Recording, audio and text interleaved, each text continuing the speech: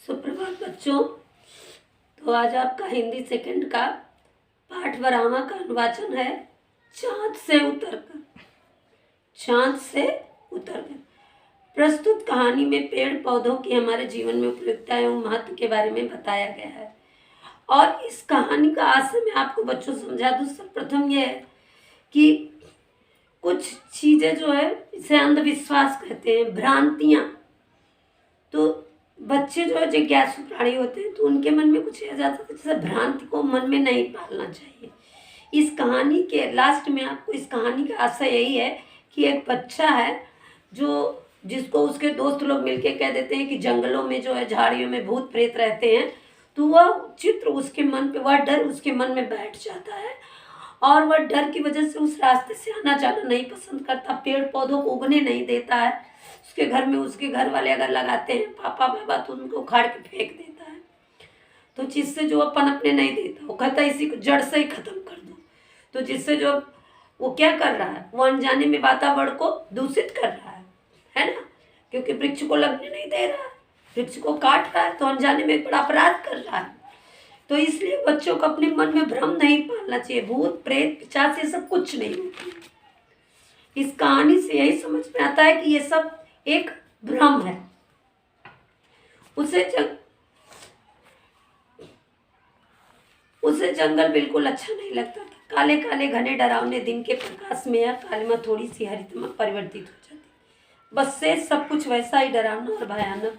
गोमती नदी के इस तट पर बसा उसका छोटा सा गांव, और गांव में सबसे किनारे वाला घर, जिसके दरवाजे का मुंह ठीक उत्तर दिशा में खुलता था, जहां से दिखाई पड़ती थी मंथर मंथर यानी धीरे धीरे बहती हुई गोमती नदी का जल। दूसरे किनारे को आच्छादित किए हुए विशाल घना जंगल, और दूसरे किनारे पर खूब घिरा हुआ सा खूब घना जंगल। बरसात में बाढ़ आ जाने पर यही गोमती लहराती सी की बेगवती हो उठती, और दोनों किनारों के छोटे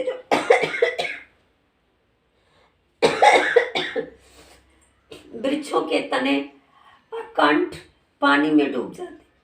बस ऊपर की डालियां और हरे हरे पत्ते भीगे भीगे से दिखाई देते। और तब ज्ञानेंद्र को पूरा गांव घूमकर पीछे वाली सड़क से होकर अपने विद्यालय जाना पड़ता। ज्ञानेंद्र, उसे जंगल किसे नहीं अच्छा लगता था? ज्ञानेंद्र को। पूरा गांव घूमकर उसे पीछे वाली सड़क से होकर विद्यालय जाना पड़ता था। ज्ञानेंद्र का विद्यालय नदी के दूसरे किनारे पर चंदक बाजार से थोड़ा पहले ही था। इस पार से देखने पर प्रतीत होता मानो विद्यालय भी उस पार के जंगल में, लेकिन ऐसा नहीं था। विद्यालय जंगल के पश्चिमी छोर और गोमती नदी के पुल के ऊपर से होकर जाती सड़क के बिल्कुल किनारे था।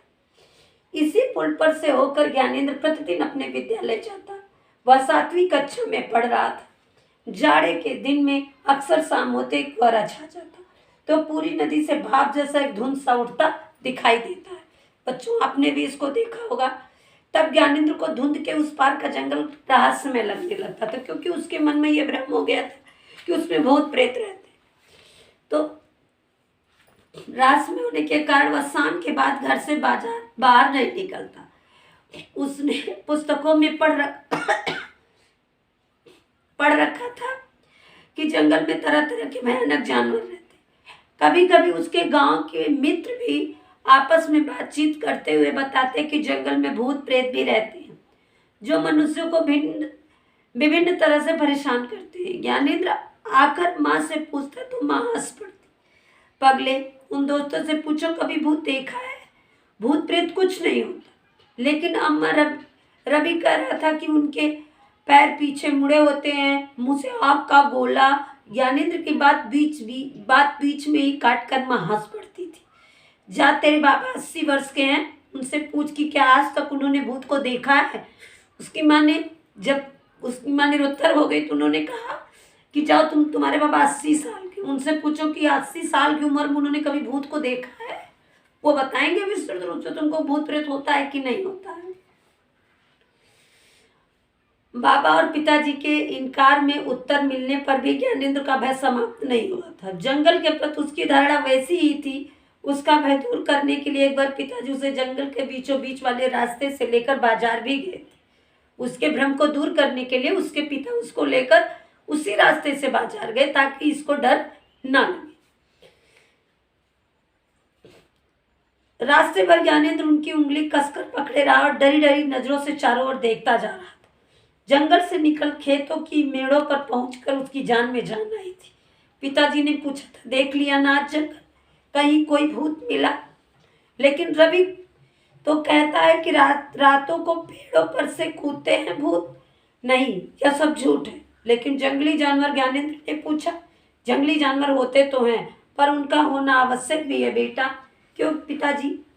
ईश्वर ने सबको बनाया है, उन्हें भी बनाया है, इसलिए उन्हें नुकसान पहुंचाना नहीं ईश्वर के कार्य में हस्तक्षेप है। अगर जानवर नहीं रहेंगे तो जो ऐसे हिंसक पशु होते हैं जो हमारे लिए नुकसान भी करते हैं, अगर वो नहीं होंगे तो समाज से गंदगी दूर नहीं होगी। जैसे सुअर है, मलमूत्र खा करके वह वातावरण को क्या करता है, शुद्ध कर देता है। तो इस तरह से जानवरों का होना भी आवश्यक। पक्षी नहीं होंगे तो सड़े गले मांस को कौन खाएगा? पशु अगर मर जाएंगे तो उनके मांस को खाकर कौन खत्म करेगा, कौन हजम करेगा? तो इसलिए होना भी जरूरी है। पिताजी ने ज्ञानेंद्र को समझाया, क्या जंगल भी ईश्वर ने ही बनाया? हाँ, उसे ईश्वर कहो या प्रकृति, लेकिन पेड़ पौधे तो मनुष्य लगाता है, ईश्वर कहीं दिखाई नहीं देता। ज्ञानेंद्र के तर्क से थोड़ी देर के लिए उनके पिता कचा गए थे, लेकिन अगले ही क्षण उन्होंने उत्तर दिया था,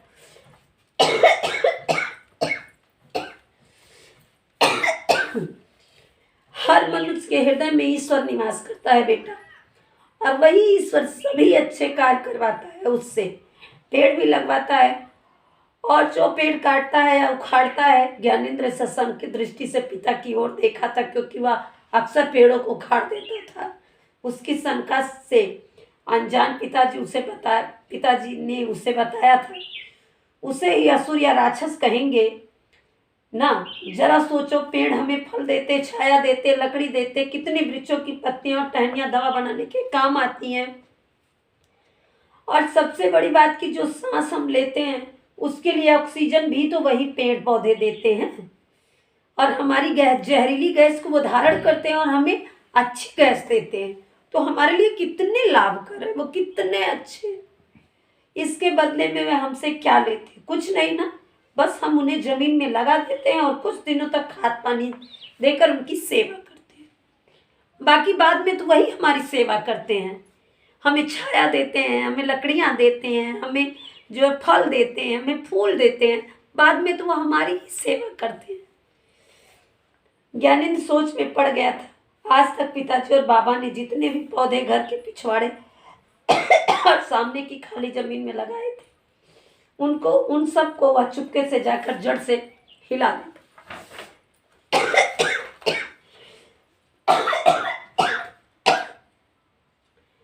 देता था। जड़ें हिल जाने से कुछ ही दिन में वह पौधा मुरझा जाता। पिताजी और बाबा को ज्ञानेंद्र पर शक भी न होता। उन्हें लगता थाले के नीचे कखरीली जमीन आ गई होगी या खाद की मात्रा अधिक हो गई होगी। अभी पिछले महीने ही पिताजी बनारस जाकर आम्रपाली और पीले गुलमोहर के कई पौधे नर्सरी से ले आए थे। इस बार माँ के हाथों से पौधे लगवाए गए थे ताकि शायद उनके हाथ से लग जाए, परंतु सारे पौधे 3-4 दिन में ही सूख गए थे। ज्ञानेंद्र के अलावा कोई इस भेद को नहीं जानता था कि पौधे क्यों सूखते हैं। ज्ञानेंद्र को जंगल अच्छे नहीं लगते थे। ढेर सारे पेड़ ही धीरे धीरे जंगल का रूप धारण कर लेते हैं, इसलिए वह नहीं चाहता था कि उसके घर के आसपास भी जंगल उगे। मैंने आपको पहले ही प्रारंभ में ही बता दिया कि इस पाठ का तात्पर्य क्या है। तो बच्चों, बाकी का बचा हुआ लेसन आप एक बार रीड कर लीजिएगा, उसके बाद कल मैं इसको पूरा करके इसका अभ्यास कार्य आपको करवाऊंगी। तो आज के लिए बस इतना ही। धन्यवाद।